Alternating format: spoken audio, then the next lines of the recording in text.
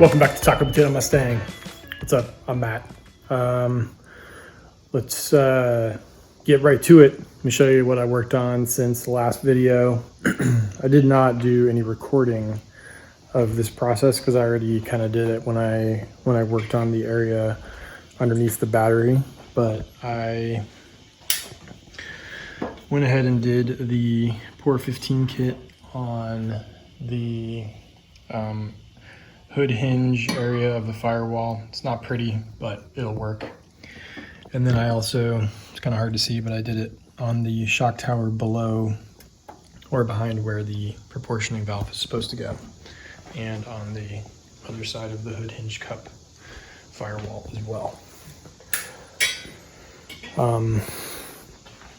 So another thing is a quick update from when I was working on last time. The brake booster has got quite a bit of rust on it, presumably because of brake fluid that has been leaking on the brake booster for a certain amount of time. So I went ahead and placed an order for a remanufactured brake booster OEM, although I still need to find, I'm not sure if it'll come with it, but I do need to find some nuts that will fit the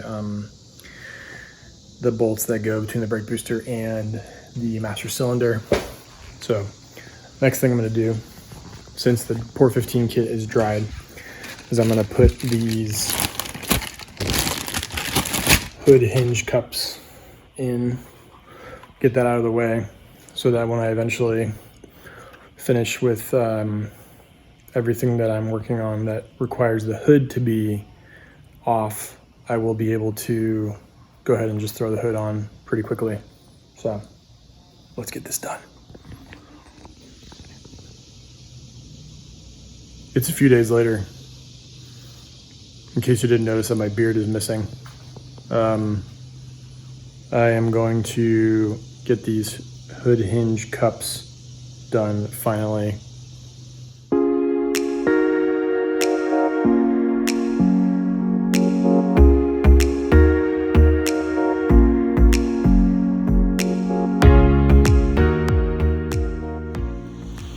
Got the passenger side in, complete with dog hair.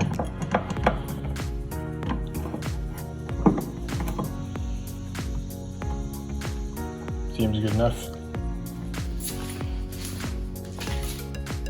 So I changed my mind on doing the driver side just yet, because I figure I want to have as much space as possible when I go to put the new brake booster when it gets here and the new brake master cylinder in, and then I will do the other hood hinge cup and hood hinge, and then also do the hood to firewall seal that goes along here. I've been waiting a few days, but finally today the new brake booster arrived. Check it out. This is the new booster, looking obviously in significantly better shape than the old one. And then this boot, I just pulled this boot out of the firewall because the new one came with a brand new rubber boot. And I'm happy to see that this one that I ordered from the remanufactured one that I ordered from AutoZone came with new nuts on the engine bay side and for the inside of the car on the side of where the pedals are. So hopefully that will make things a little bit easier. The only thing I'm not completely sure about is how to put this push rod in correctly. I might do a little reading, make sure I don't mess this up. And then, so I'm thinking that maybe I will install the master cylinder, at least, the brake booster at least part way, and then not completely tighten it all the way, and then put, after I bleed the after I bench bleed the master cylinder, I will then install that. So let's see how this goes. Kind of working on some reorganizing of the garage since we got this shelf. I'm trying to get this moved over here back in the middle so I can have my workbench light figured out and get a little bit more light, particularly when it's kind of hard to tell, but we're currently dealing with a little bit of a thunderstorm. So one thing I did get the push rod into the brake booster. It's kind of hard to see. Maybe I'll grab a light. But it's not in there super secure, which maybe that's the way it's supposed to be. It comes like the rubber part will stay in actually now, and then the actual push rod itself will come out if I pull on it. My light is failing, but what I need to do is I need to take some, I already kind of did this, but I'm not completely confident in the measurements. So I needed to measure the in the actual master cylinder, measure the in the bore to the bottom of the bore here, and then also measure the width or the length of this, what is it called?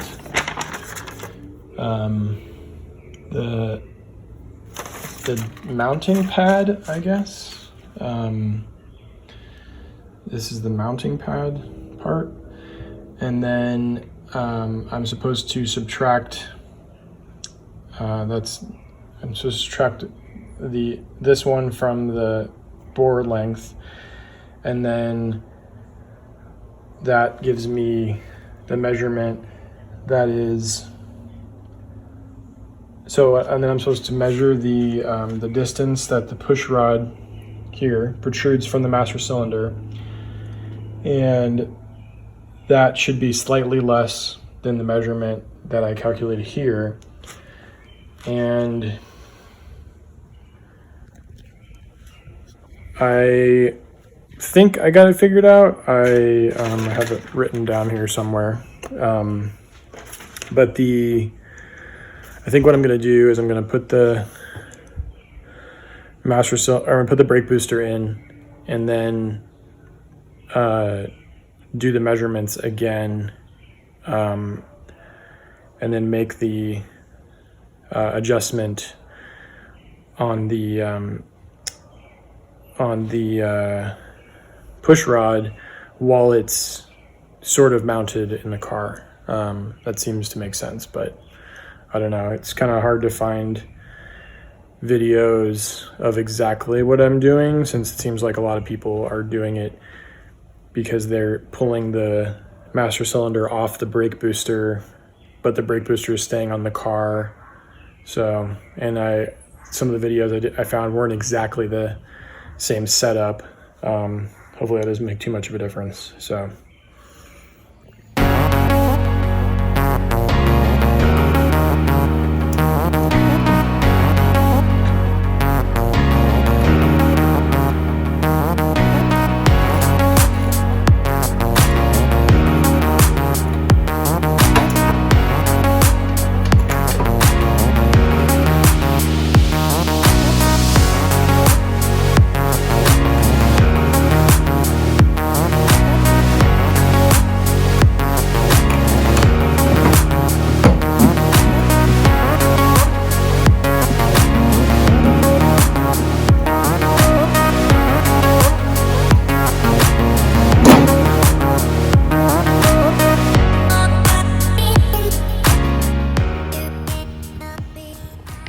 So I got the master cylinder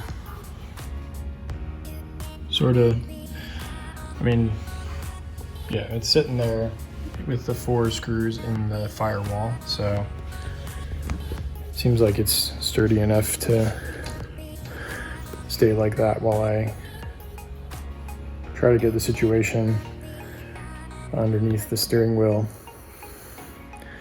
squared away. Can't tell you I'm looking forward to that, considering it's 97 degrees today in my neck of the woods.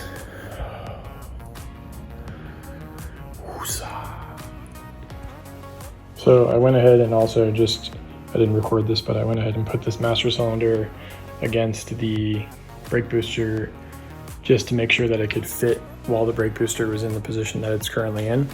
And then now I am taking the brake lines and just making sure that they fit on the new master cylinder. This one looks good.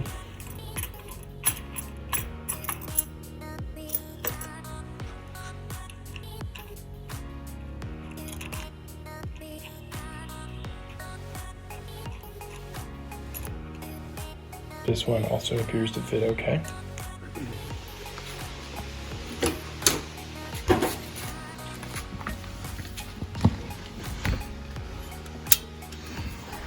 I forgot to put the camera on, but I managed to get the 4 nuts for the, I think you can probably see 2 of them, 4 nuts screwed on, and also the pedal, little pieces for the brake pedal. You can see it's kind of hard to tell.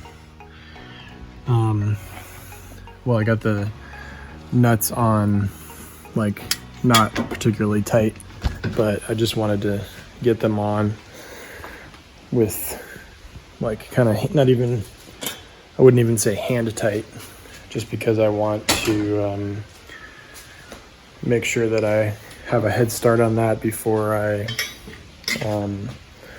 start working on getting the master cylinder and the new brake lines installed. It took a little bit of sweat and discomfort, but I think I got sorry about that. I got interrupted by a Bluetooth going off from somewhere in the garage. Anyways, yeah. I am not looking forward to the next step of bench bleeding the master cylinder, but it must be done. It must be done. I went ahead and redid the measurements on the push rod for how far it protrudes from the brake booster to the master cylinder, and I got the assistance of my wife and her keen eye for detail, and it was actually a little bit different than I originally calculated, so it's good that I had a second set of eyes take a look.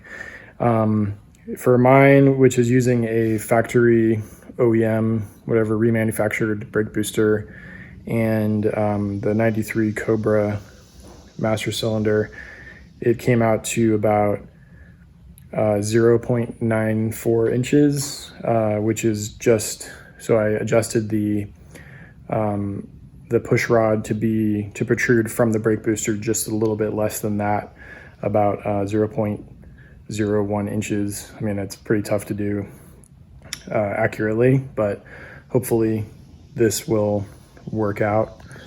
You can see the push rod there, and if you are using a 93 or a remanufactured brake booster, I think it was a 7mm socket, and I just used a set of pliers, or you can use any wrench or pliers to make sure that the push rod the whole thing isn't turning while you're trying to adjust the length of it. So, and now I have to get started on the bench bleeding of the master cylinder. So I don't know why I didn't notice this until a few minutes ago, but the lines for this master cylinder bleeder kit are opaque, as in you cannot see through them at all. So in some of the videos that I have seen of people demonstrating how to bench bleed a master cylinder, they say you should be looking at the lines as you're cycling the brake fluid through the master cylinder to watch as the bubbles in the lines are reduced, because the purpose is to get fluid into the master cylinder but also reduce the amount of air that's in the fluid. So not completely confident in being able to do the bench bleeding with a kit that doesn't have clear or transparent tubes, lines, whatever you want to call them. So I did find a video of somebody doing the process on a different car, as a Toyota Corolla, and they used the same kit, but they did the bleeding on the car itself. So I've read that you can do that, but I've also read comments from people who say things like you don't get a proper bleed if you do it on the car. So it seems like there's mixed accounts. It seemed my nephew was playing with my brother-in-law's key fob. So I am going to hop in the car and go to AutoZone real quick and see if I can find some clear lines or if there's another kit. Yeah, just want to make sure I have exactly what I need to do the thing. Okay, so update time. Turns out that per some guidance on the forums again, I do not need to worry about the fact that the lines in the master cylinder bench bleeding kit are not transparent. It seems like I can just keep an eye on the fluid, the top of the fluid of the reservoir, and once I stop seeing bubbles come up, then it should be properly bled. So I'm still going to give that a try with the kit that I have, thanks to people on StangNet who knew how to respond to this issue. The other thing that I'm running into, a new problem, is, so before I did the bench bleeding, or attempted the bench bleeding, I did a quick mock-up. I added the brake lines that I'm going to use that go from the new master cylinder to the factory proportioning valve. So I just put them where they're supposed to be, barely hand tight, to make sure that everything fits. So the problem, and I've been looking at some diagrams of some other Mustangs. So it seems like whoever had the car previously and did the brake changes somehow routed this brake line, which I believe comes from the front left brake, into the back of the factory proportioning valve, which is not where it's supposed to go. So what I need to do is I need to, I think I can use this front left brake line to replace that line, and if I'm looking at it correctly and understanding how it will line up, I should just be able to, I need to pull the wheel off. I need to get the car up on the jack again, pull the wheel off, and try to replace that line without getting too much brake fluid everywhere. And then hopefully, if I get that line the way it needs to be, then I can put the new master cylinder in and then get the brakes bled. Unfortunately, this seems like it's going to require a part 3 video, which is a little bit embarrassing, but you know, I'm not a mechanic. I'm learning a lot of this stuff on the fly, and you know, through asking questions on the internet, watching videos, and just kind of going with the flow. So I wish I could say I accomplished more in this past week and a half. I mean, I'm glad I got the brake booster in, and I'm glad I'm continuing to make slow progress and figure things out before I run into any further problems. So keep an eye out for part 3. If you're new to my channel and you like my videos, please hit subscribe. Anyways, hope you're staying safe, hope you're staying healthy. Peace out.